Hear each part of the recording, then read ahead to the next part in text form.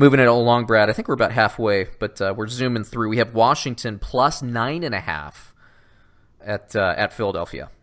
Oh, first game of the year, I think the odds are that Philadelphia is not going to just blow them out seamlessly. So I take Washington to cover, man. It's a lot of points. I think Philadelphia, wins easy still, but I think Washington covers. Yeah, I'm kind of split on this. My computer's like Washington, so that's who I'd pick, but I actually think Philadelphia is going to cover this. I see this as like a 30-16, 30-19 type game. But it's all about how sharp Wentz is. If Wentz comes out and he's not sharp, and we haven't really seen him, in camp, it's going to be one of those slugfest NFC East type games. Washington is always better than advertised. I think this week it could go either way for me. Like I said, my computers love Washington. They unanimously like Washington, but my gut tells me that Washington loses this one by like 10 or 11. So I'm just going to take it off my board.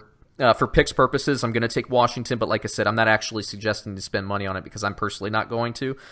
So Brad and I guess technically agree. Brad really agrees with my computers. I'm the only my eyes are the only dissenters there. From a fantasy point of view, I don't really like Washington too much other than Darius Geis. I like him. I think from the limited action we saw in preseason, I think he's going to be really good. Adrian Peterson's going to have his say, but I would play and I would buy Geis in daily fantasy formats more so. Wentz, I think, will have a nice game, assuming he's fine. I don't like either of the running backs against this Washington defense. I think Alshon Jeffrey does well. We'll see. I think Deshaun Jackson will also do well against his old team in Washington. He's really a good kind of revenge type player.